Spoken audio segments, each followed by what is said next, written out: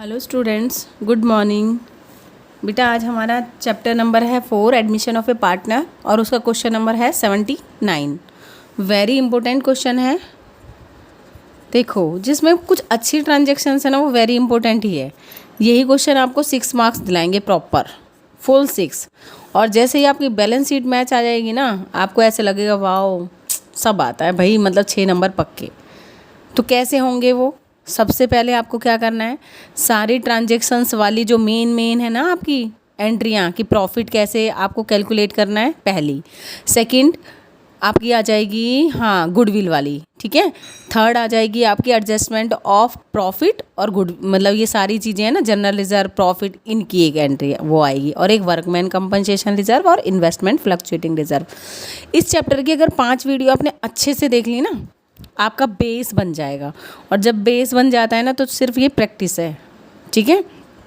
तो क्वेश्चन करते हैं, लेकिन प्लीज़ उससे पहले बेटा मेरे चैनल को सब्सक्राइब कर लें, ज़्यादा से ज़्यादा फ्रेंडों को शेयर कर लें, लाइक कर दें, कमेंट कर दें। किसी को कोई डाउट है तो वो भी पूछ लें, ठीक है। Thank you so much. अब चलो क्वेश्चन करते हैं। On 31 March 2019 the balance sheet of A and B who were sharing profits in the ratio of ये। तो उनकी बैलेंस शीट दे रखी है और उनका रेशो कितना दे रखा है, 3:2। देन कह रहे लाइबिलिटीज़ में क्या क्या दे रखा है, क्रेडिटर 2,50,000 के, इन्वेस्टमेंट फ्लक्चुएटिंग रिजर्व। अब देखो ये भाई हमारी एडजस्टमेंट वाली एंट्री है, इसके साथ एक वर्कमैन कंपनसेशन रिजर्व वाली भी होती है। ये जो वीडियो ज़रूर देख लें आप, टफ नहीं है, बहुत आसान है, ठीक है। इन्वेस्टमेंट फ्लक्चुएटिंग रिजर्व वाली, एक मिनट, ये कैमरा थोड़ा हिल रहा है, एक मिनट, ठीक है। चलो उसके बाद कैपिटल्स दे रखी हैं हमें। हम तो बहुत डेप्थ में करेंगे क्वेश्चन को, लेकिन फिर भी आपका बेसिक्स क्लियर होने चाहिए। ये बैलेंस ब्रॉट डाउन दे रखा है, इसका मतलब ये कैपिटल में दे जाएगा। कैश दे रखा है, क्रेडिटर्स डेटर्स दे रखे हैं, प्रोविजंस गिवन है, स्टॉक है 4,50,000 का। इन्वेस्टमेंट जो भी बैलेंस शीट में दे रखा होता है वो होती है हमारी बुक वैल्यू। क्या होती है वो? हमारी बुक वैल्यू। और जो यहाँ एडजस्टमेंट में गिवन होगी ना, इसकी देखो, अगर नहीं होगी तो भी कोई दिक्कत नहीं है, लेकिन कहीं ना कहीं होगी। क्या है? 220। तो इसका मतलब ये क्या है? मार्केट वैल्यू दे भी रखी है, ये मार्केट वैल्यू है। और अगर ये नहीं भी गिवन होती तो हम क्या करते हैं, हमारा रिजर्व काम ही नहीं आया, इसका मतलब हम सारे रिजर्व को कैपिटल में ट्रांसफ़र कर लेते, ओल्ड पार्टनर ओल्ड में। लेकिन क्योंकि एडजस्टमेंट दे रखी है तो उसके बेस पे आपको एडजस्टमेंट करनी है, ठीक है। चलो, प्लांट एंड मशीनरी 6 लाख की है, ओके। कह रहे they decided to C admit as a partner A sacrifice, जब ओल्ड सरेंडर करते हैं। कौन? Old surrender. तो कौन सा वाला है? कंडीशन 4 है, क्लियर। ए ने खुद अपने शेयर का सेक्रीफाइस, अच्छा इस वर्ड को सर्कल कर लो। जैसे जैसे मैं अपनी बुक में क्वेश्चन करती हूँ ना, आप पेंसिल लें और सेम वैसे ही क्वेश्चन को पढ़ें। रियल में बेटा आपको देखना कि क्वेश्चन पढ़ना आ जाएगा कि कैसे ये इतने अच्छे से सॉल्व कर पाओगे आप। अब जैसे फ्रॉम आ गया, फ्रॉम का मतलब है डायरेक्ट ही माइनस होगा, डायरेक्ट माइनस। अब तुम कहो तुमने अपने 10 रुपीज़ अपने भाई को दे दिए, तो फ्रॉम मतलब डायरेक्ट दे दिया आपने, आपके पास जितने रुपीज़ थे उसमें से 10। सेम ऐसे ही कह रहा है ए का जितना भी शेयर था 3:5 था, 3/5, उसने अपने शेयर में से, फ्रॉम का मतलब होता है में से, 2/15 दे दिए। क्लियर हो गया? कुछ नहीं करना। उसके बाद बी सेक्रीफाइस 1/6 ऑफ अपने शेयर का।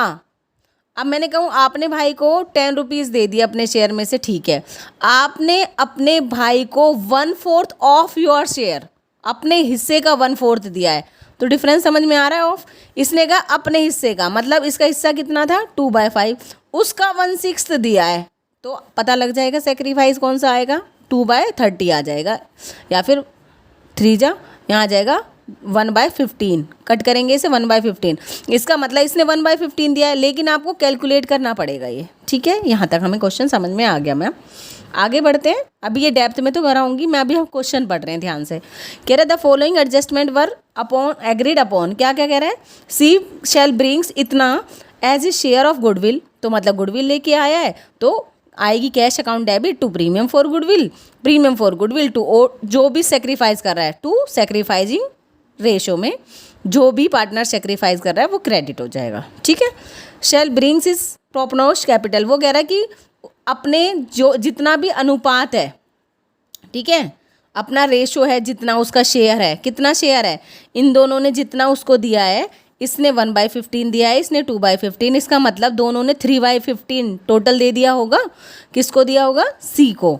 अपने शेयर का टोटल कैपिटल वो लेके आया है, लेकिन अब हमें कैलकुलेशन खुद करनी पड़ेगी, तो आप समझ जाना नॉट गिवन कैपिटल वाली कंडीशन है भाई। ये सबसे एंड वाली सिचुएशन है जो 70 के बाद शुरू होती है, ऐसे आपको याद आ जाएगा। स्टॉक अंडर वैल्यूड है 10%।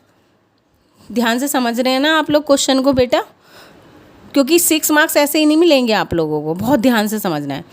कह रहा है stock was under valued bye 10%। इसका मतलब जो ये स्टॉक है ना, ये अंडर वैल्यूड है, इसका मतलब ये 90% की वैल्यू दे रखी है, और हमें किसकी चाहिए होती है? 100% की। ठीक है, इंपॉर्टेंट जर्नल एंट्रियाँ बता रखी हैं मैंने, उसमें ये वाली कंडीशन बिल्कुल अच्छे से समझा रखी है, तो समझ जाओगे। अंडर वैल्यूड हो जाए तो समझ जाना 90% की वैल्यू दे रखी है, और ओवर्ड मतलब प्लस दे के करके दे रखी है। नेक्स्ट यही है, मशीनरी ओवर वैल्यूड है 120, तो मशीनरी की वैल्यू इसका मतलब 120% है, तो यहाँ पर ओवर वैल्यू कितनी है? 20%। 100 तो होती है और 20% ओवर वैल्यू है, इसका मतलब ये 120% की वैल्यू दे रखी है, और हमें कितनी चाहिए होती है? 100%। क्लियर हो गया? Okay. Market value of investment ये हो गई एडजस्टमेंट। डेटर्स एक्सटेंड हो गए। अब इस पे देखो स्टार लगाओ, अंडरलाइन करो, ठीक है? क्यों? देखना, इससे बड़ा कन्फ्यूज़न होगा आप लोगों को, मतलब बच्चे इसे ना गलत कराएंगे पेपर में। कह रहा है डेटर है ना, ऐसे थे, एक्सटेंड हो गए मतलब बढ़ गए, जो 10,000 के अनरिकॉर्डेड थे। अनरिकॉर्डेड थे मेरे पहले 750 के थे, लेकिन 10,000 अगर अनरिकॉर्डेड है तो अब कितने हो जाएंगे? वो 760 के हो जाएंगे मेरे डेटर्स, है ना? नॉर्मली सोचना। तो अगर मैं इसकी जर्नल एंट्रियाँ सोचूं तो क्या होगी इसकी जर्नल एंट्रियाँ? डेटर मेरे इंक्रीज हो गए, एसेट है, debtors account debit to revaluation, पहली बात। ठीक है, अगर मैं रिवैल्यूएशन के पॉइंट ऑफ व्यू से सोचूं, क्योंकि डेटर मेरे एसेट है, वो मुझे पैसा देते हैं, अगर वो इंक्रीज होंगे तो मुझे प्रॉफिट होगा, और प्रॉफिट ऑलवेज क्रेडिट। ठीक है, यहाँ इसलिए मैंने स्टार लगवाया क्योंकि ना 5% प्रोविजन है ना सन्ड्री डेटर्स पे बनाना है। बच्चे क्या करेंगे? 750 पे ही 5% कर देंगे, और उनका आ जाएगा 7500, बिल्कुल गलत हो जाएगा। अब जो डेटर आएंगे, कितना? पहले 750 के थे, नए वाले डेटर हो गए 760 के, क्योंकि सारी चीज़ें एडजस्टमेंट करनी है, तो पहले ये हमने एडजस्टमेंट कर दी, उसके बाद अब प्रोविज़न 5% लगाना है। आ गई बात समझ में? तो कितना आ जाएगा? 38,000। 30 तो है, 30,000 तो है, तो 8,000 से मेरा प्रोविज़न इंक्रीज़ हो गया, और प्रोविज़न का मतलब होता है लाइबिलिटी। लाइबिलिटी इंक्रीज तो जर्नल एंट्री क्या होगी? Revaluation account debit to provision for doubtful debtors 8,000। और अगर मैं रिवैल्यूएशन के पॉइंट ऑफ व्यू से सोचूं तो क्योंकि रिवैल्यूएशन में मेरे को लॉस होगा, प्रोविज़न बढ़ेंगे, लाइबिलिटी बढ़ेगी, लॉस होगा, तो डेबिट साइड आ जाएगा। चलो, क्वेश्चन समझ में आ गया। अब हमें जर्नल एंट्री आप फट से कर देंगे, जितना टाइम लगाना है क्वेश्चन पढ़ने में लगा डालो, करने में टाइम नहीं लगेगा फिर। ठीक है, चलो फटाफट फटाफट। सबसे पहले तो हम सेक्रीफाइस और गेनिंग दे रखा है, तो हम पहले उसी की एडजस्टमेंट कर लेते हैं। कह रहा है ए एंड बी पार्टनर्स हैं, और उनका रेशो क्या है बेटा? Old ratio 3:2। कह रहा है a sacrifice 2/5 from his share, from his share. एक पेन ले लेती हूँ, 1 मिनट रुको। फ्रॉम बोल दिया ना, अब आपको क्या बोल दिया? फ्रॉम।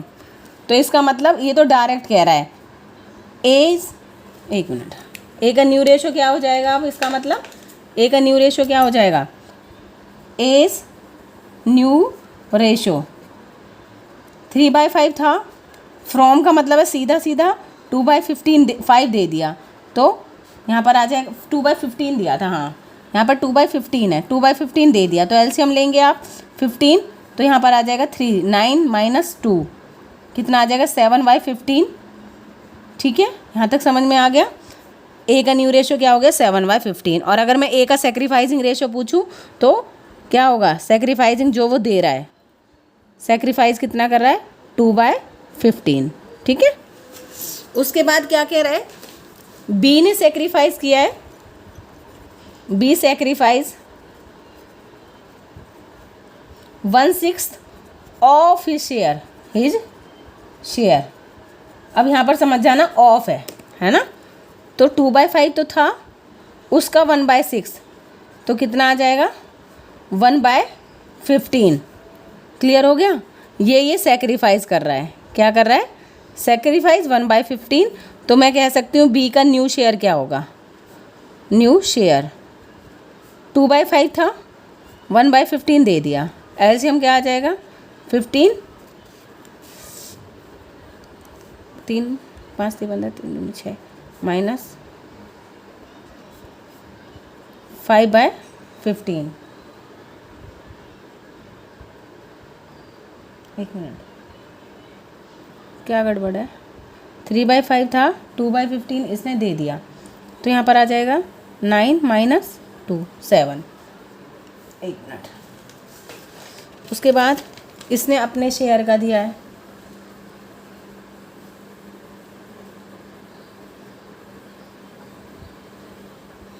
कितना, हाँ तो ठीक है, ये आ गया इनका न्यू शेयर बेटा, और न्यू हमसे पूछा ही नहीं है। अगर मैं कहूँ ए ने इतना दिया है 7/15 किसको, सी को, बी ने 5/15 दिया है, तो अगर मैं देखूँ टोटल तो मेरा कितना आ जाएगा, ये 7 और 5 12/15। टोटल शेयर ऑफ सी आ गया, ये यहाँ पर हमारा टोटल शेयर ऑफ सी क्या आ गया बेटा, ये आए हमारे क्या, एक मिनट बस थोड़ा सा तुम्हें क्लियरिटी दे दूँ, ये आया हमारा न्यू रेशो, ठीक है, न्यू रेशो आया था, और ये भी हमारा न्यू रेशो, लेकिन ए सेक्रीफाइस कितना कर रहा था 2/15, तो यहाँ पर आएगा 2/15। और बी कितना सेक्रीफाइस कर रहा था हमारा, बी सेक्रीफाइस कितना कर रहा है 1/6 ऑफ इस शेयर, तो इसका मतलब 1/15 है ना, बी सेक्रीफाइस, ये तो न्यू नहीं है जो सेक्रीफाइस कर रहे हैं, तो इसका मतलब ये क्या आ जाएगा हमारा 3/15। क्लियर हो गया बेटा, ठीक है, मैंने न्यू शेयर देख लिया था गलती से, चलो कोई बात नहीं, गलतियाँ तो हो जाती हैं बच्चों से, ठीक है बेटा, आ गई बात समझ में। तो क्या आएगा, जो ये सेक्रीफाइस कर रहा है, ये ए कितना दे रहा था, फ्रॉम दे रहा था तो डायरेक्ट, बी अपने हिस्से का मतलब कितना दे रहा है ये, तो दोनों से कितना लिया सी ने 3/15, ये आ गया सी शेयर, क्या हुआ इसका मतलब सी शेयर हो गया 3/15। यहाँ तक बात समझ में आई, क्लियर हो गया होगा, ठीक है। चलो इस पेज को अभी साइड में रखते हैं क्योंकि इसकी नीड होगी कैपिटल में। अब फटाफट सेकंड चीज़ें करना शुरू कर देते हैं। कह रहा है वो गुडविल लेके आया है, तो दोनों ही क्योंकि सेक्रीफाइस कर रहे हैं, ए बी बी वी, अगर तो मैं इसकी एंट्री कर सकती हूँ, क्या करूँ, कैश अकाउंट डेबिट करने की ज़रूरत नहीं है, to premium for goodwill, premium for goodwill है ना, यही होगी, कितना लेके आया है वो 1,50,000, और क्योंकि प्रीमियम फॉर गुडविल की वजह से कैपिटल क्या हो जाती है इंक्रीज, क्योंकि ओल्ड पार्टनर अपने सेक्रीफाइसिंग रेशो में बांट लेते हैं। Premium for goodwill account debit to old partner कौन है, A is capital account to B is capital account. अब देखो 1,50,000 को जब अपने सेक्रीफाइसिंग रेशो में बांटेंगे, कितना आया था उनका सेक्रीफाइसिंग रेशो, आया है हमारा 2 इनका सेक्रीफाइसिंग है 2/15 और दूसरे वाले का 1/15, तो अगर मैं देखूँ तो 2:1 हो गया ना सेक्रीफाइसिंग रेशो, ठीक है।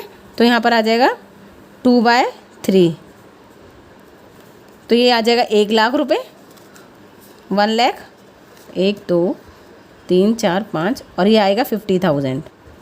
अगर हमें भी पता है कि प्रीमियम की वजह से कैपिटल इंक्रीज़ हो रहा है, मैंने तुम्हें बता दिया जर्नल, बट आप डायरेक्ट क्या कर देना ट्रांसफ़र, कहाँ पर, बाय प्रीमियम फॉर गुडविल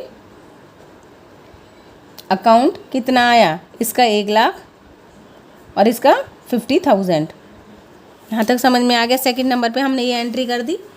उसके बाद थर्ड पे क्या कह रहा है, ये स्टॉक अंडर वैल्यूड है। अब ये बात भी समझने वाली है, वो कह रहा है स्टॉक अंडर वैल्यूड बाय कितने परसेंट, 10%। इसका मतलब बैलेंस शीट में कितना दे रखा है, जो स्टॉक 4,50,000 वो अंडर वैल्यूड दे रखा है 10%, 100 होना चाहिए था ना, 10% कम दे रखा है, तो इसका मतलब वो कितने की वैल्यू दे रखी है, 90% स्टॉक की अगर वैल्यू 4,50,000 है तो 1% की 4,50,000 अपॉन में 90, और हमें कितना चाहिए होता है 100% की वैल्यू क्या होगी 100%। आप क्या करोगे 10 से 15, तो इसका मतलब 5 लाख रुपए होना चाहिए था। क्या 1 2 3 5 लाख, और जबकि है कितना 4,50,000। जब भी अंडर वैल्यूड है, कितने से अंडर वैल्यूड है 50,000 को, इसका मतलब स्टॉक अंडर वैल्यूड है 50,000 से, तो उसे ओवर कर दो। समझ गए, मतलब कम हमारी गलती है, हमने ये कम पे लिख रखा है, हमने सिर्फ ये 90% लिख रखा है, तो हम 100% कैसे कैलकुलेट कर लेंगे ये देख लिया आपने। और जितना कम होता है, जितना अंडर वैल्यूड है उसे ओवर वैल्यूड कर देते हैं। जब भी स्टॉक बढ़ेगा तो हमें प्रॉफिट होगा, तो बाय स्टॉक, और कितना आ जाएगा यहाँ पर 50,000। ठीक है, क्लियर हो गया। सेकंड कह रहा था मशीनरी ओवर वैल्यूड है, मशीनरी ओवर वैल्यूड बाय 120, मतलब 20% है, इसका मतलब 100 होनी चाहिए थी, 20 ओवर है, इसका मतलब ये जो वैल्यू दे रखी है 120% की दे रखी है। 120% की वैल्यू क्या दे रखी है 6 लाख। हमें 100 देखना होता है, सिर्फ हमें 100% से मतलब है। 120% और 100% की वैल्यू क्या होगी इनटू में 100%। 10 से 10 12 5 5 लाख होनी चाहिए थी। कौन सी होनी चाहिए थी, होनी चाहिए। और जबकि ओवर दे रखा है तो क्या करें, दे रखा है 6, ओवर होनी चाहिए थी 5, तो 1 लाख से उसे क्या कर दें, कम कर दें, डिक्रीज़ कर दें। यस और नो। जब भी ऐसे डिक्रीज़ होगी तो क्या होगा, मुझे लॉस होगा। तो रिवैल्यूएशन के कौन सी side, debit side, to plant and machinery. Account कितना होना चाहिए था, 1 लाख रुपए से कम होनी चाहिए थी। ठीक है, हमें डिफरेंस लिखना होता है। उसके बाद कह रहे हैं मार्केट वैल्यू ऑफ इन्वेस्टमेंट 2,20,000 है। क्या कह रहा है, मार्केट वैल्यू ऑफ इन्वेस्टमेंट। अब ध्यान से सुनना बेटा, ये हमेशा ऐसे गिवन होता है, इन्वेस्टमेंट की वैल्यू दिया होता है इधर, इन्वेस्टमेंट। ये मेरी एडजस्टमेंट ज़रूर देख लेना आप लोग बेटा, कितनी है इन्वेस्टमेंट हमारी 2 लाख की है, और मैंने रिज़र्व कितने का बना रखा है, लाइबिलिटी साइड मैंने बना रखा है 50,000 की, और ये होती है हमारी कौन सी, बुक वैल्यू। तो बुक वैल्यू कितनी है हम इन्वेस्टमेंट की 2 लाख, और मार्केट वैल्यू 2,20,000। हम हमेशा क्या क्यों बनाते हैं कि नया पार्टनर आएगा जब हम अपनी एसेट्स को रीवैल्यू करेंगे, ऐसा ना हो वो मार्केट में कम या ज़्यादा हो रही हो, उसके लिए मैं रिज़र्व बना लेती हूँ। कम हो रही होंगी तो इस रिज़र्व में से उस लॉस को फुलफ़िल कर देंगे। हम सोचते हैं कि अगर मार्केट वैल्यू कम हो रही होगी तो हम जो हमें लॉस हो रहा होगा हम उससे फुलफ़िल कर देंगे। जो हमारा करंट लॉस है ना, मतलब मान ले हमारे हम हर साल 50,000 का प्रॉफिट कमाते हैं, है ना, इस प्रॉफिट को ना छेड़ के हम क्या करते हैं, इसके लिए एक रिज़र्व बना लेते हैं 50,000 रुपीज़ का। इन्होंने कहा ठीक है भाई रिज़र्व बना लिया, लेकिन इनको तो मज़े आ गए। बुक वैल्यू थी 2 लाख की, और मार्केट वैल्यू तो खुद इन्हें प्रॉफिट दे रही है 2,20,000 की, तो इस रिज़र्व का कुछ यूज़ होगा नहीं। क्या करेंगे, ए बी, पुराने पार्टनर थे ना ए बी, वो कहेंगे भाई अपने रिज़र्व को ठीक है, जब हमने बनाया था तो अपनी कैपिटल कम कर दी थी, अब उसे ट्रांसफ़र कर लेते हैं। तो क्या होगी इन्वेस्टमेंट, इसकी एंट्री क्या होगी, इन्वेस्टमेंट फ्लक्चुएटिंग रिज़र्व। कितना दे रखा है, रिज़र्व अकाउंट डेबिट 50,000 का, उसको पहले तो इस वाले रिज़र्व की कोई यूज़ नहीं हुआ, अपना ओल्ड पार्टनर का था, ओल्ड में ही रेशो में बांटेंगे 2 कैपिटल। आ रही है बात समझ में, कितना 50,000 का कितना होगा 50,000 का ओल्ड रेशो 3/5, तो मतलब ये आ जाएगा 30,000 और ये आ जाएगा 20,000। यहाँ तक समझ में आ रहा है। दूसरी बात यहाँ पर क्योंकि इन्वेस्टमेंट की वैल्यू इंक्रीज़ हो गई तो हम पहले बढ़ता हुआ दिखाते हैं, हमें प्रॉफिट होता है, हम क्या करते हैं, एसेट है इन्वेस्टमेंट, इंक्रीज़ हो गई तो investment account debit to revaluation. पहले रिवैल्यूएशन में ट्रांसफ़र करते हैं, हम ये शो करते हैं कि भाई हमें प्रॉफिट हो गया। डायरेक्ट कैपिटल में ट्रांसफ़र नहीं कर सकते क्योंकि मैंने बताया है अगर एसेट की वैल्यू इंक्रीज़ या डिक्रीज़ तो वो पहले रिवैल्यूएशन में जाएगी, वहाँ से फिर वो कैपिटलों में ट्रांसफ़र होगी। कितने से 20,000 से बढ़ गई क्योंकि 2 थी और 20,000 से इंक्रीज़ हो गई। अब ध्यान से सुनना, मैं ये क्यों समझा रही हूँ। अब क्या हुआ, क्योंकि देखो क्रेडिट हो रहा है और प्रॉफिट हो रहा है तो पार्टनर्स की कैपिटल क्या हो जाएगी, बढ़ जाएगी। जब भी पार्टनर्स की कैपिटल बढ़ेगी तो क्रेडिट होगी, क्योंकि कैपिटल का क्रेडिट बैलेंस होता है। तो अब हम इसे बांट लेंगे, हम कहेंगे भाई हमें तो मज़ा आ गया, हमें तो प्रॉफिट हो गया। 2 इसको भी बांट लेंगे, A is capital account, old partner old ratio में, 2 बी इज़ कैपिटल अकाउंट। ठीक है, कितना 20,000 का प्रॉफिट था, उसको ओल्ड पार्टनर ओल्ड रेशो में बांटेंगे अगर, तो कितना होगा 3/5 12,000 और 8,000। ठीक है, यहाँ तक। अब करना क्या है, बेसिकली करना क्या है हम लोगों को, ये जो है ना हमारा प्रॉफिट, ये कहाँ सीधा कैपिटल में जाएगा। ब्लैक पेन लेती हूँ ताकि हाईलाइट हो जाए।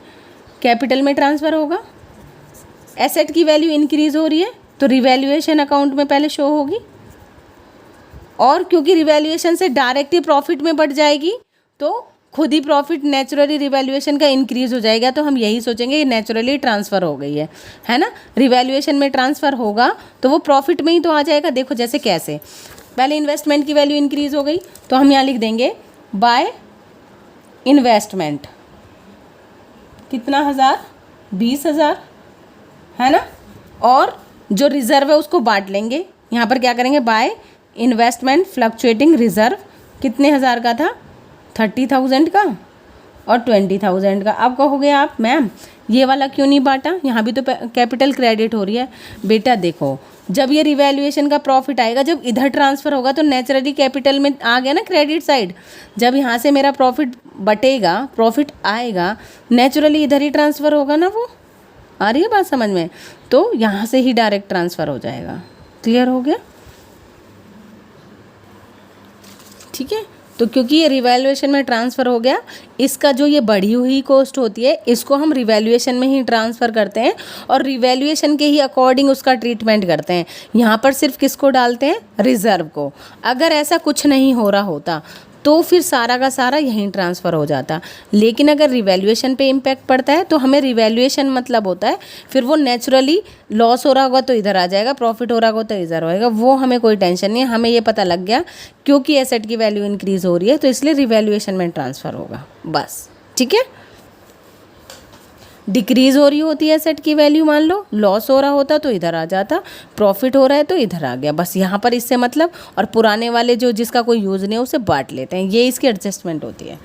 ओके, अब नेक्स्ट क्या कह रहा है वो, मार्केट वैल्यू हो गई, डेटर्स अनरिकॉर्डेड थे, एसेट इंक्रीज़ हो गई तो यहाँ पर क्या आ जाएगा, बाय डेटर, कितने 1000 से 10,000 से। उसके बाद कह रहा है प्रोविज़न बनाना है। हाँ, ये मैं एंट्री बोल रही थी आप लोगों को, प्रोविज़न बनाना है कितने, डेटर्स का। पहले डेटर से 7,50,000 के, 10 क्योंकि इंक्रीज़ हुए हैं ना तो क्या हो जाएंगे 7,60,000 का प्रोविज़न तो नए वाले डेटर पे बनेगा ना। कितना आ जाएगा ये हमारा 3,38,000 आ जाएगा। पहला पुराना प्रोविज़न फॉर डाउटफुल डेटर दे रखा है 30,000, 8,000 अब होना चाहिए 38,000, तो 8,000 से मेरा क्या बढ़ गया, प्रोविज़न। और प्रोविज़न क्योंकि मेरी लायबिलिटी होती है ना, तो मुझे क्या होगा, लॉस। तो किधर की तरफ ट्रांसफ़र हो जाएगा, इधर, क्या, to provision for doubtful debts, कितना 8,000 का। ठीक है, अब हम देख लेंगे, लॉस आ रहा है तो लॉस की तरफ और प्रॉफिट आ रहा है तो प्रॉफिट की तरफ। यहाँ आ जाएगा 1,08,000, हाँ इसका मतलब लॉस आएगा 1,08,000 और 50, 60, 70 और 80, इसमें से 80 माइनस होंगे तो 28,000 आ जाएंगे। ठीक है, क्योंकि लॉस आया है तो यहाँ पर लिखेंगे क्या, by loss transfer to A's capital account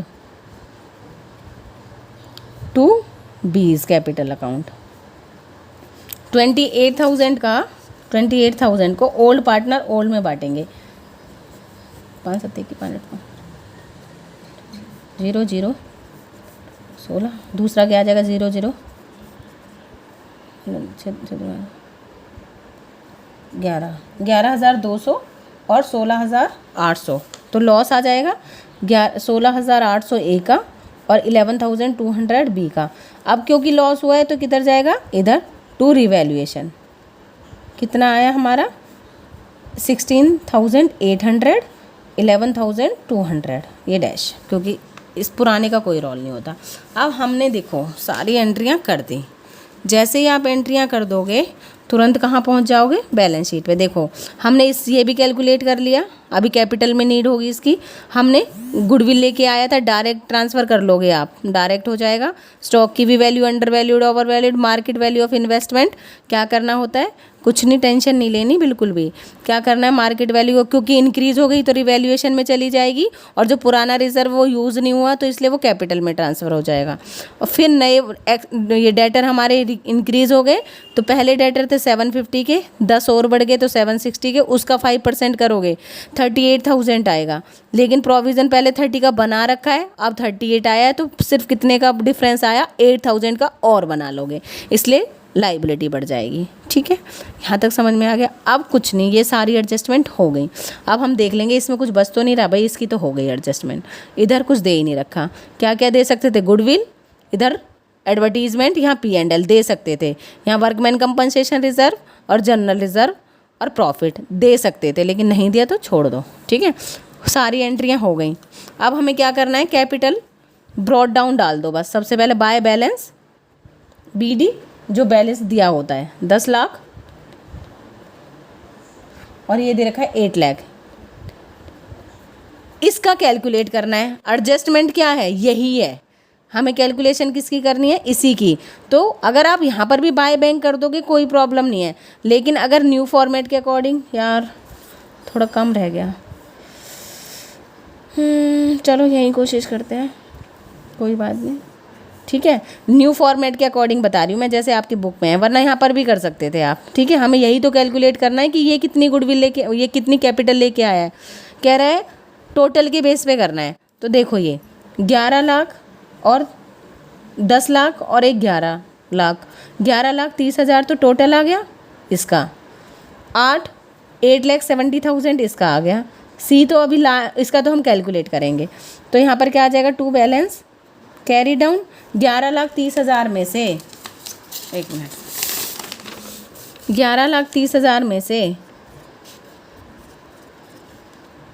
16,800 minus कर दो, 9 में से 3, 1, 1, 1, 11,13,200 क्या आ रहा है, 11,13,200 तो इसका बैलेंस आ गया। अब 8,70,000 में से 11,200 क्योंकि लॉस हो गया था, 9 में से 1 है 8, 7 में से 6 में से 1 है 5, ये हो जाएगा 85,000, 8,58,000, एक मिनट, हाँ यही आ रहा है 8,58,800। ठीक है, ये आ गया। अब कह रहे हैं इन दोनों के बेस पे इसकी कैपिटल करनी है, तो बस कुछ नहीं, पहले से ट्रांसफ़र कर दो।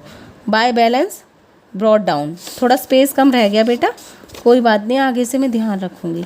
ठीक है, इसको सिर्फ इधर ट्रांसफ़र करो पहले, ये आ जाएगा 11,30,000 और 8,70,000, टोटल ज़रूर लिख देना। इसको ट्रांसफ़र करूँगी तो 11,13,200 और ये आ जाएगा 8,58,800। ठीक है, सी कह रहा है इन दोनों के बेस पे कंबाइंड लेके आया है ना, अपने कैपिटल का जितना उसका शेयर था उतनी लेके आया है।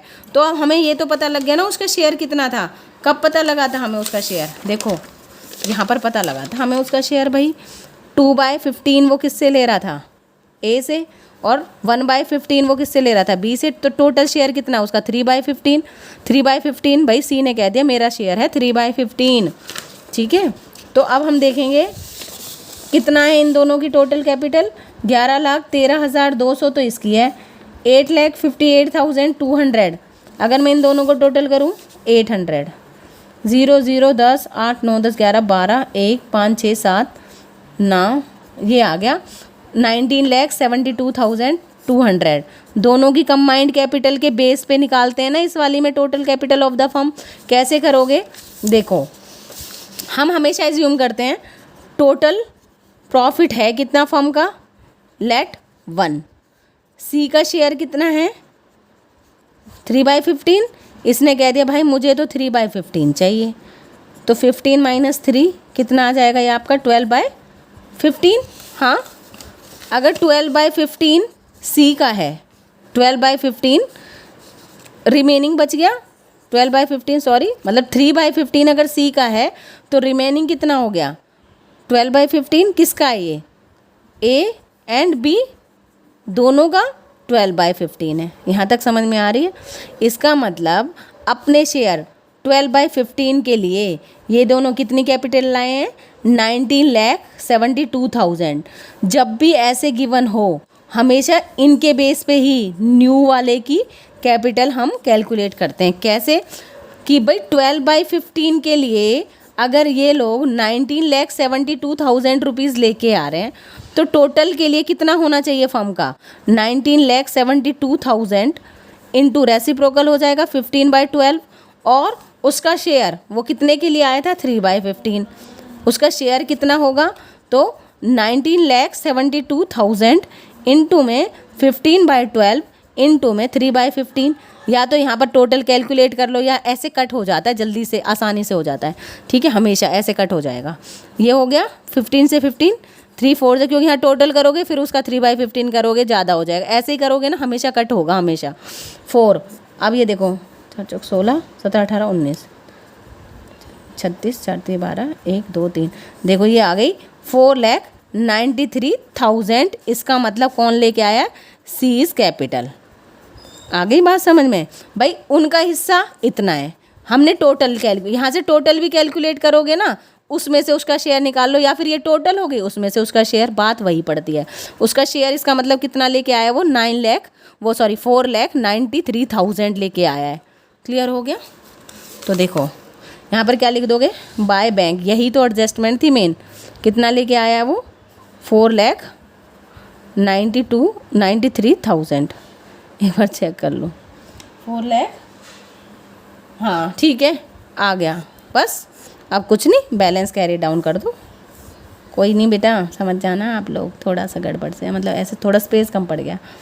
200, 8,58,800, 4,93,000, यही बैलेंस क्या हो जाएगा, carry down to balance C D कितना आ जाएगा, इसका मतलब 11,13,200 तो इसका, 8,58,800 इसका और 4,93,000 इसका, तो टोटल 200, 800 और 4,93,000। बस हमें ये करना था मेन कि अगर वो 3/15 के लिए आ रहा है तो रिमेनिंग कितना बचा इन दोनों का, तो ये दोनों अपने हिस्से के लिए, जब अगर ये दोनों 12/15 के लिए टोटल ला रहे 19,72,000, तो वन टोटल है फर्म, टोटल कितना होगा और उसमें उसका शेयर कितना होगा, तो ये कैलकुलेट कर लिया। कहीं कहीं ये कह देता है उनके कंबाइंड कैपिटल की 3/15 कह दे, 1/15, मतलब इनके कंबाइंड कैपिटल में अगर अपना हिस्सा कह रहा होता बाय चांस, वो कहता इन दोनों के कंबाइंड कैपिटल में उसका शेयर, तो बस यहीं पर ही आप 3/15 कर देते, ये सब ना करते, ठीक है। इससे पहले वाले क्वेश्चन में ऐसे ही था कि उनके कंबाइंड कैपिटल में अपना हिस्सा लेके आया तो उनकी कंबाइंड कर दो, लेकिन यहाँ पर कंबाइंड जब भी नहीं गए, जब भी गए टोटल कैपिटल में अपना शेयर ले आया है, तो ऐसे करना पड़ता है आपको। चलो भाई हो गया क्वेश्चन, मतलब आप लगा लो, बस हो गया, अब कुछ नहीं बच रहा, अब तो बस थोड़ी सी ट्रांजेक्शन्स करनी है, ठीक है। क्या करना है, क्रेडिटर हमारे कोई फ़र्क पड़ा था, क्रेडिटर तो इतना ही रहेंगे 2,50,000 के, कुछ नहीं हुआ था ना क्रेडिटर की कोई, इन्वेस्टमेंट फ्लक्चुएटिंग रिजर्व बढ़ गया था ओल्ड पार्टनर ओल्ड रेशो में, और कैपिटल ये नई वाली 11,13,200, 8,58,800 और 4,93,000, तो कितना आ जाएगा, 0 0 0 8 9 10 11 12 13 14 15 14 15 16 12 13 14 2 24,65,000। ये करेंगे अभी, तो कितना आ जाएगा हमारा,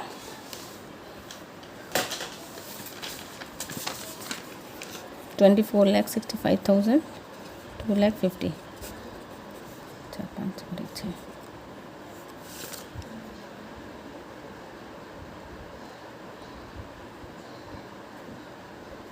साथ, हाँ ये आ गया ना, 27,000 15 लाख, 27,000 15 लाख, ये तो आ गया, इधर का तो हमारा क्लियर सही है बिल्कुल। इधर और देखो, कैश 130 की तो ये है, गुडविल कितने की लेके आया था 150 की, और कैपिटल कितने की लेके आया 4,93,000 की। ठीक है, इनकी एडजस्टमेंट होगी। उसके बाद डेटर हमारे कितने के हैं, अब 7,60,000 के हैं, और माइनस करना था उनका प्रोविज़न भी हमारा इंक्रीज़ हो गया था, तो कितने आ जाएंगे 0,0,0,2,5,2 7,72,000 के। उसके बाद स्टॉक पे कुछ फ़र्क पड़ा था क्या, हाँ कुछ तो हुआ था मैम, 5 का हो गया था। अब स्टॉक अंडर वैल्यूड था ना 50,000 से, तो 4,50,000 प्लस 50 कर दोगे आप, रिवैल्यूएशन में देख लेना, मैं तो बुक नहीं हटा रही इसलिए 5 लाख। ठीक है, उसके बाद भाई इन्वेस्टमेंट क्या हुआ था, इन्वेस्टमेंट की वैल्यू बढ़ गई थी मैम, इन्वेस्टमेंट अब 2,20,000 की रह गई। ठीक है, उसके बाद हमारे पास प्लांट एंड मशीनरी, हाँ जी मैम, एंड मशीनरी डिक्रीज़ हो गई थी मैम, अब 5 ही रहेगी क्योंकि ये ओवर दे रखा था और हमें अंडर करना है। चलो भाई,